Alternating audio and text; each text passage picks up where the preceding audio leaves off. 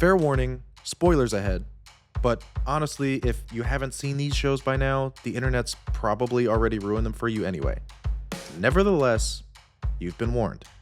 Why do so many great shows refuse to just die?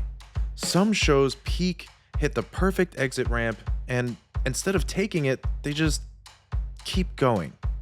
Today, we're exploring what can happen when you drag a show past its prime, and why the final episode can either make fans love it or hate it for years. This is how it hits.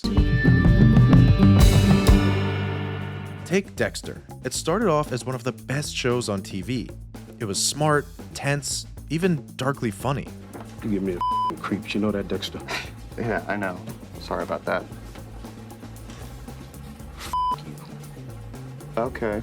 And then we got lumberjack Dexter. To be fair, the story didn't end there. Dexter New Blood brought him back years later, and now Dexter Resurrection, where he's back again, which both seem to have been received relatively well, so redemption is possible. But still, the original series was just a mess by the end. The Walking Dead, a show about zombies that just wouldn't die. There was always another spin-off, another villain, another endless march. And then there's The Office. Once Michael Scott left, it felt like the party was over, but the guests just kept hanging around in our living rooms. These shows prove that the hardest part of TV isn't always starting out strong. It's knowing when to leave the stage. Oh, that was amazing! That was awesome! Who am I playing? But sometimes shows do end, and that last episode can be the difference between a satisfying goodbye and an all-out fan riot. The Sopranos cut to black ending. Genius? Or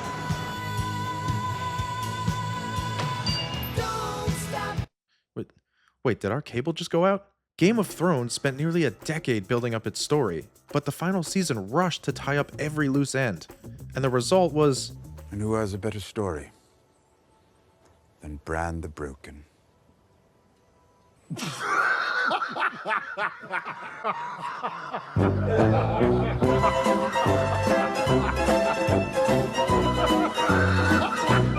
Well, yeah, I think we're all better off just forgetting that. And How I Met Your Mother. After 9 seasons, Ted's big love story was Robin. Again, these kinds of finales don't just divide fan bases, they keep fans arguing long after the credits roll. You're gonna look at me and you're gonna tell me that I'm wrong? Am I wrong? It's my favorite she movie. wore a crown and she came down in a bubble, dog. I'm not fighting with you. Grow up, bro. Other times, finales don't just make us angry, but kind of just leave us feeling empty. Remember Lost? Polar bears, smoke monsters, mysterious numbers, so many unanswered questions, all leading to an ending that left fans asking, wait, what? What? And Dexter, again, not only did it go on for too long, it ended with one of the most unsatisfying finales ever. These, to me, are actually the more frustrating endings, because it's not just the anger. It's the feeling that all that time invested meant nothing. TV shows are almost like long-term relationships. Years invested in characters, drama, laughs. So when it ends badly, it feels personal. To be fair, endings are hard. But when shows are able to somewhat stick the landing, like Breaking Bad or Mad Men, it can turn a great show into a legendary one. The truth is, TV shows should be treated almost like guests at a party. Show up, make us laugh, make us cry, leave us with great memories, and then leave. Because nothing kills a good time faster than a great show that just doesn't know how to say goodbye. I'll see you tomorrow at lunch. I am looking forward to lunch. But hey, what about you? What's a show ending you absolutely loved? Or one you'll never forgive? Let us know in the comments. And as always, thanks for watching, and we'll see you next time on How